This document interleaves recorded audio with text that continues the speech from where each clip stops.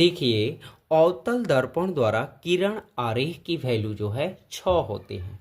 ठीक है, यानी डायग्राम जो बनने वाला है अवतल दर्पण का 6 बनेगा, बहुत इजी कॉन्सेप्ट के साथ। ठीक है, तो सबसे पहले विद्यार्थी ये समझ लें, इसको हम लोग मुख्य अक्ष बोलेंगे और ये अवतल दर्पण है और ये बाहर जो है अवतल दर्पण के कलई लगा है। ठीक है, यानी ये लेप लगा है, यानी इधर प्रकाश जाता नहीं है दर्पण का, अवतल हो या उत्तल। ठीक है, तो यानी यहाँ पर आपका वस्तु बनेगा और इसके नीचे प्रतिबिंब बनेगा। ठीक है, ये अनंत है, ये वक्रता केंद्र है और ये फोकस है, ये ध्रुव है, इसे पोल भी बोलते हैं। ठीक है, चलिए यहाँ से आपको स्टेप बाय शुरू से कर लेना है, अनंत से 1 2 3 4 5 6 यानी काउंटिंग कर लेना है। ठीक है, और स्केल और पेंसिल से आपको समान समान दूरी कर लेना है विद्यार्थी।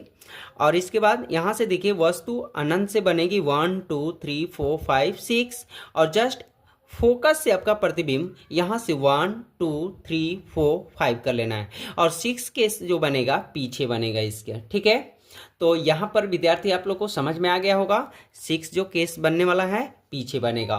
तो जो पहला का प्रतिबिंब है वो फोकस पर बनेगा और दूसरा का जो वस्तु है वो दूसरा का जो वस्तु का प्रतिबिंब बनेगा यहाँ पर देखिए वक्रता केंद्र और फोकस के बीच बनेगा, यानी काउंट ऐसे दहा लेना है 1 2 3। ठीक है, तो पहला जो बनेगा बहुत छोटा, दूसरा छोटा और तीसरा बराबर और चौथा जो है बड़ा और पांचवा जो है बहुत बड़ा और छठा केस जो बनेगा पीछे दर्पण के वो भी बड़ा बनेगा। ठीक है, तो ये चीज समझ चुके होंगे विद्यार्थी। तो अब विद्यार्थी हम लोग सीखते हैं कि पहला सबसे पहले कौन सा किरण हमें लेना होगा। ठीक है, तो मुख्य अक्ष के समांतर एक किरण लेना है। इस किरण को हम लोग क्या बोलते हैं? आपतित किरण। कौन किरण है? आपतित किरण। ठीक है, तो मुख्य अक्ष के समांतर एक किरण लेना है और वो दर्पण से टकराएगी और स्वयं फोकस से होके निकल जाएगी। यह स्टेप याद रखना। ठीक है विद्यार्थी, ये पहला हमेशा हर किरण आरेख में होगा, यानी पहला किरण मुख्य अक्ष के समांतर जाएगी और दर्पण से टकरा के फोकस से होके निकल जाएगी। ये क्लियर हो गया। अगर इसे विद्यार्थी अगर आप ऊपर से कर रहे हैं, नीचे से भी कर सकते हैं। मुख्य अक्ष के समांतर किरण जाएगी और दर्पण से टकरा कर फोकस से होके निकल जाएगी। ठीक है, ये ध्यान रखना है। चलिए दूसरा कॉन्सेप्ट सीखिए।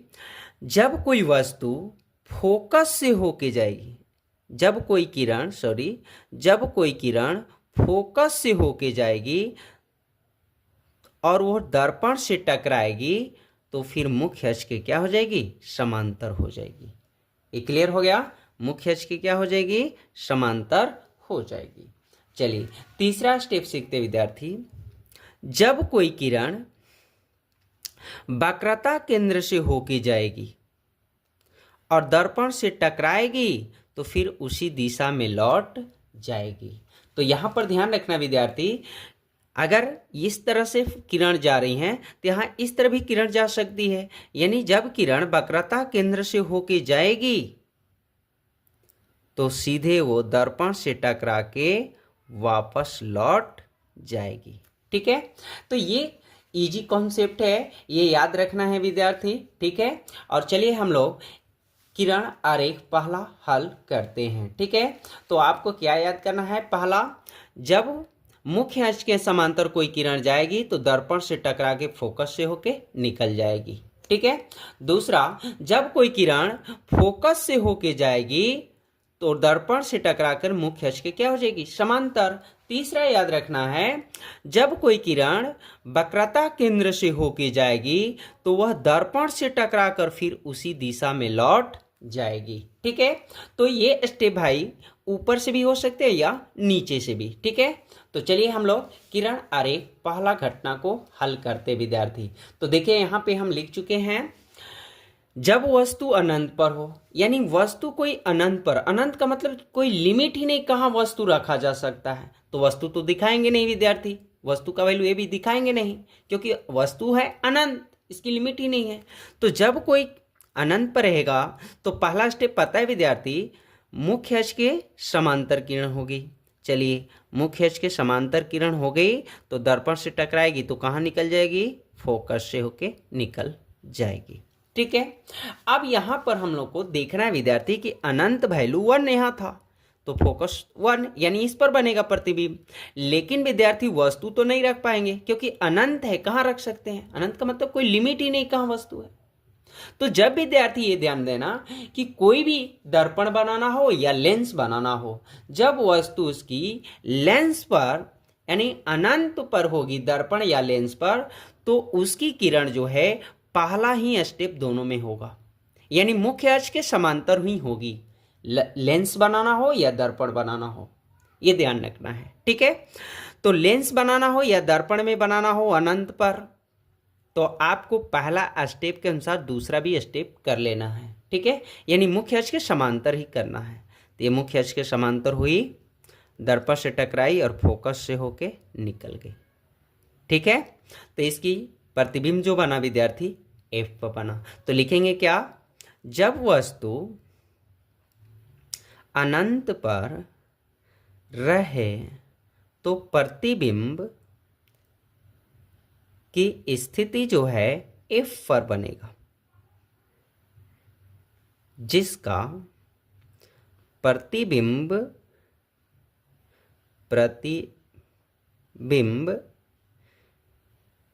की प्रकृति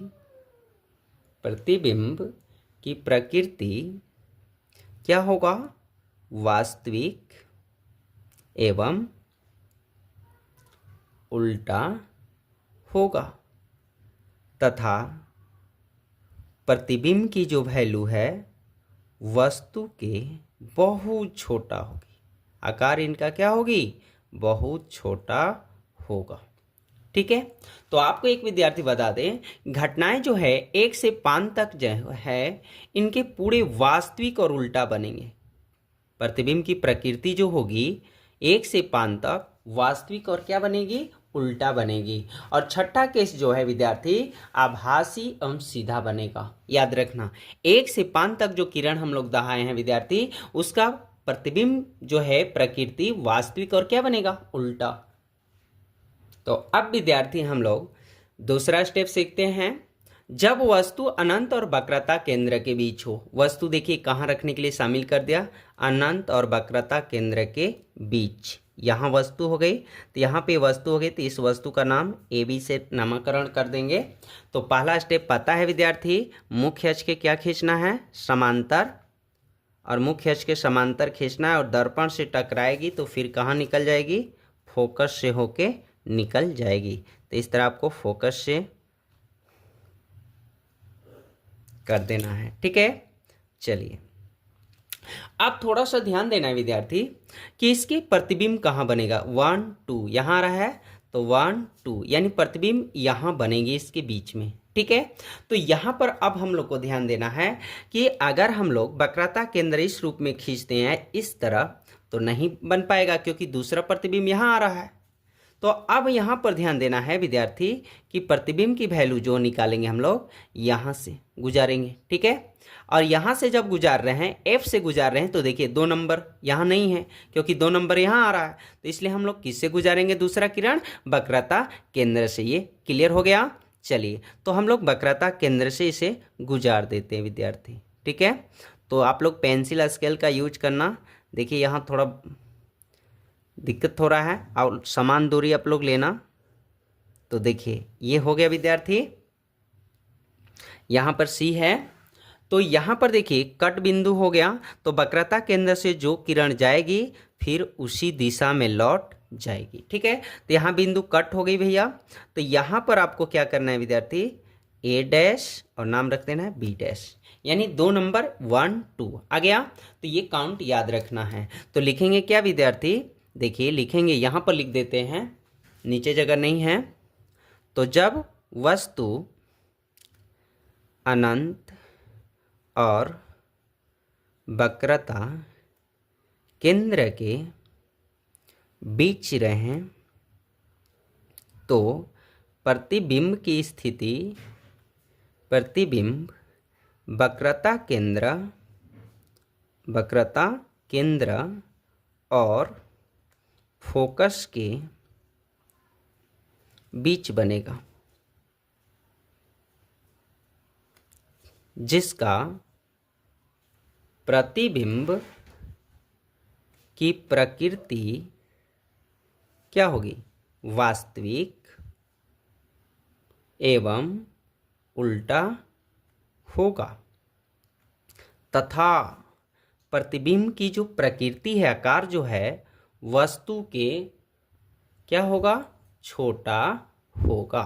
ठीक है विद्यार्थी। अब विद्यार्थी हम लोग तीसरा किरण आरेख हल करते हैं।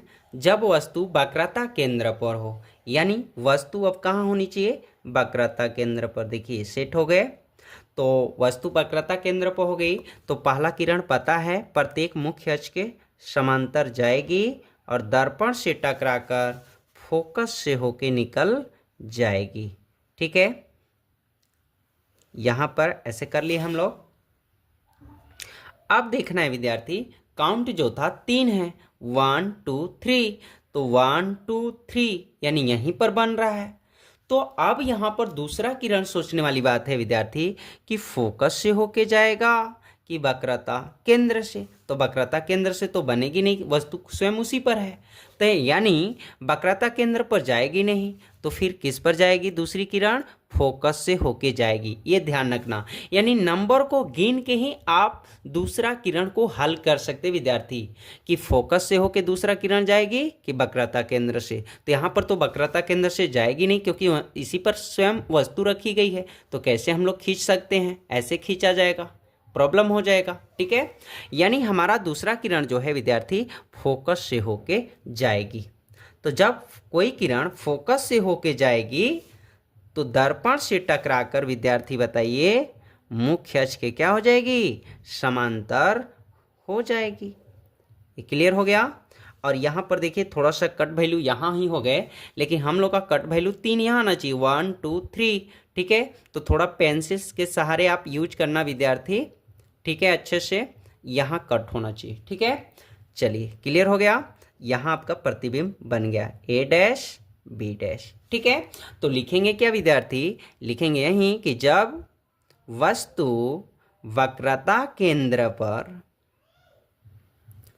रहे तो प्रतिबिंब की स्थिति, प्रतिबिंब वक्रता केंद्र पर बनेगा, वक्रता केंद्र पर बनेगा, जिसका प्रतिबिंब की प्रकृति, प्रतिबिंब की प्रकृति जो होगी क्या होगी, वास्तविक एवं उल्टा होगा, तथा वस्तु के प्रतिबिंब की आकार जो है वस्तु की क्या होगी, तीसरा में क्या लिखे थे, बराबर होगा। ठीक है, इतना क्लियर हो गया विद्यार्थी। हाँ देख लीजिए, ये क्लियर हो गया विद्यार्थी। चौथा किरण आरेख सीख लेते हैं, यानी 1 2 3 4 यहीं आ रहा है, पढ़ भी लीजिए। वक्रता केंद्र और फोकस के बीच वस्तु। ठीक है, तो यहाँ पे हम वस्तु रख दिए विद्यार्थी, और इस वस्तु का नाम ए बी रख दिया। अब यहाँ पे हम लोग पहला किरण पता है मुख्य अक्ष के समांतर करना है और दर्पण से टकराएगी और स्वयं फोकस से होके निकल जाएगी। ये क्लियर हो गया। चलिए यहाँ पर हम लोग खींच लेते हैं विद्यार्थी। अब देखना है विद्यार्थी कि इसके प्रतिबिंब कहाँ बनेगा। ठीक है, तो देखिए 1 2 3 4 हो गया, तो इधर से प्रतिबिंब की ये वस्तु की गिनना है, इधर प्रतिबिंब बनाते गिनना है नीचे से। 1 2 3 4 यानी इसके बीच बनेगा, वक्रता केंद्र और अनंत के बीच बनेगा। तो यहाँ पर अब आपको दूसरी किरण के लिए ध्यान देना है कि फोकस से होके जाएगी। अगर फोकस से अगर हम लोग करते हैं किरण, तो देखिए फोकस से होके यहाँ कट हो जा रहा है। ठीक है, यानी ये किरण यहाँ कट जा रहा है, यानी वक्रता केंद्र के पास कट रहा है, तो ये गलत हो जाएगा। ठीक है, हम लोग को वक्रता केंद्र तक नहीं जाना है। ठीक है, तो इसलिए ये किरण जो दूसरा है फोकस से नहीं गुजरेगा। अब देखते हैं वक्रता केंद्र तक देखते हैं। अगर यहाँ वक्रता केंद्र से ऐसे ले जा रहे हैं किरण, तो फिर यहाँ वस्तु है नहीं, ठीक है, दिक्कत है, या ये कट भी जा रहा है यहाँ, ये भी वैल्यू है। तो हम लोग को विद्यार्थी वक्रता केंद्र वस्तु की ओर लेना है, तो नीचे से लेंगे। ठीक है, तो चलिए यहाँ से हम लोग ले लेते हैं। तो ऐसे हम लोग खींचेंगे, ठीक है, और इसकी वैल्यू देखिए ऊपर तक सीधा जाना चाहिए, क्योंकि दर्पण से टकराएगा और फिर उसी दिशा में लौट जाएगा। तो ठीक है विद्यार्थी, तो यहाँ पर ऐसे आपको सही से ये बना लेना है स्केल और पेंसिल से। ठीक है, इसके बाद देखिए ये फोकस जो है, इसको वैल्यू जो है यहाँ से और यहाँ की वैल्यू जो है, यानी यहाँ वैल्यू, या इसे थोड़ा और आगे बढ़ा दीजिए, यानी यहाँ वैल्यू इसकी क्या हो रही, कट हो रही है। ठीक है, थोड़ा गलती हो रहा है इसलिए, क्योंकि इस अनुमान से बनाया गया नहीं है विद्यार्थी। ठीक है, तो यहाँ पर देखिए अनंत यानी 1 2 3 4, यानी अनंत और वक्रता केंद्र के बीच यहाँ प्रतिबिंब बन गया। ठीक है विद्यार्थी, तो यहाँ पर इसका नामकरण लिख लेंगे ए डैश बी डैश। क्लियर हो गया? चलिए क्या लिखेंगे विद्यार्थी, चलिए हम लोग लिख लेते हैं। जब वस्तु वक्रता केंद्र और फोकस के बीच रहे तो प्रतिबिंब की स्थिति जो होगी, प्रतिबिंब की स्थिति जो होगी अनंत और वक्रता केंद्र के बीच होगा, जिसका प्रतिबिंब की प्रकृति क्या होगी, 1 से 5 तक क्या लिखना है, वास्तविक एवं उल्टा होगा। तथा विद्यार्थी प्रतिबिंब का जो आकार होगा वस्तु की क्या होगा, बताइए, पढ़िए, छोटी, बहुत छोटी, छोटी बराबर, इसके बाद विद्यार्थी बड़ा। ठीक है, तो लिखेंगे वस्तु की क्या होगा, बड़ा होगा। ठीक है, ये क्लियर हो गया। नेक्स्ट किरण आरेख, वह जब वस्तु फोकस पर है, यानी वस्तु अब कहाँ रखना है, फोकस पे रख दिया। इसका नामकरण कर लिए। पहला किरण क्या है, मुख्य अक्ष के समांतर, याद हो गया होगा। चलिए, दर्पण से टकराएगी और फोकस से सीधा निकल जाएगी। ठीक है, ये क्लियर हो गया। अब देखिए ये स्टेप कौन से नंबर पे आ रहा है, 1 2 3 4 5, तो 1 2 3 4 5, 5 मतलब अनंत पर आ रहा है, यानी इसके प्रतिबिंब जो बनने वाला है अनंत पर। तो देखिए यहाँ जो वस्तु रखी गई, तो फोकस से तो दूसरा किरण होगी नहीं, क्योंकि इसी पर वस्तु रखा है। तो हम लोग को पता है कि जो वस्तु है अनंत से होगी दूसरा किरण। ठीक है, तो चलिए अनंत से हम लोग दूसरा किरण गुजार देते हैं, यानी वक्रता केंद्र से वक्रता केंद्र।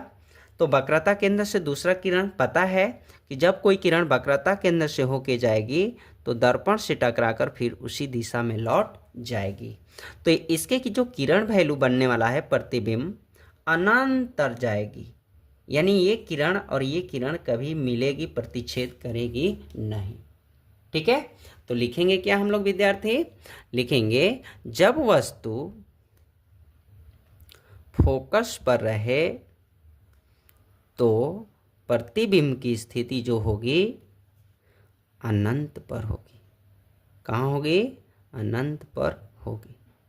ठीक है, तथा प्रतिबिंब की प्रकृति, अब प्रकृति लिखेंगे, प्रतिबिंब की प्रकृति क्या होगा, 1 से 5 तक, वास्तविक एवं उल्टा, वास्तविक एवं उल्टा होगा। तथा प्रतिबिंब की वैल्यू जो है, प्रतिबिंब की जो वैल्यू है आकार वस्तु के क्या होगा, बहुत बड़ा होगा। ठीक है, ये क्लियर हो गया विद्यार्थी। चलिए अब क्वेश्चन नंबर हम लोग 6 हल कर लेते हैं, 6 केस। ठीक है, जब वस्तु फोकस और ध्रुव के बीच हो, यानी 1 2 3 4 5 6 नंबर का बात हो रहा है, यानी जब वस्तु कहाँ हो, फोकस और ध्रुव के बीच। तो पहला पता है किरण, मुख्य अक्ष के समांतर जाएगी और दर्पण से टकरा के सीधा फोकस से होके निकल जाएगी। ठीक है, तो अब यहाँ पर देखना है विद्यार्थी कि जो छठा केस बनना है दर्पण के कहाँ बनेगा, पीछे बनेगा।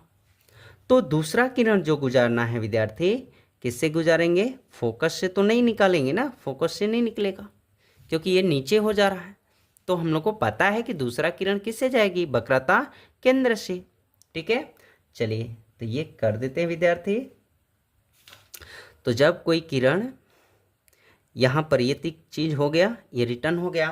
अब यहाँ पर विद्यार्थी हम लोग को कल्पना करना है, एक काल्पनिक चीज हो रही है, क्योंकि ये ध्यान रखना है कि कभी भी विद्यार्थी जब किरण की वैल्यू बनेगी छठा केस, तो वो पीछे बनेगा, तो ये पीछे की कल्पना होगी, क्योंकि आभासी जितने भी आभासी होंगे वो सब कल्पना होगी। ठीक है, ये चीज़ ध्यान रखना है। ठीक है, तो ये एकाएक ये वैल्यू बढ़ाएंगे तो एकाएक जगह ये बिंदु क्या होगी, एक जगह मिल जाएगी। ठीक है, यानी प्रतिच्छेद होगी। तो जहाँ प्रतिच्छेद होगी विद्यार्थी समझिए उसका वहाँ प्रतिबिंब बन गया। ठीक है, इसका नाम लिखिए ए डैश, इसका नाम बी डैश। ये हो गए। अब यहाँ पर देखिए लिखेंगे क्या विद्यार्थी, जब वस्तु फोकस और ध्रुव के बीच रहे तो प्रतिबिंब की स्थिति जो होगी, प्रतिबिंब की स्थिति जो होगी वास्तविक एवं उल्टा होगा, तथा प्रतिबिंब की वैल्यू जो है वस्तु के क्या होगी, बड़ा होगी। ठीक है, यहाँ तक क्लियर हो गया विद्यार्थी। ये छठों केस देखिए विद्यार्थी इजी तरीके से हल हो गया।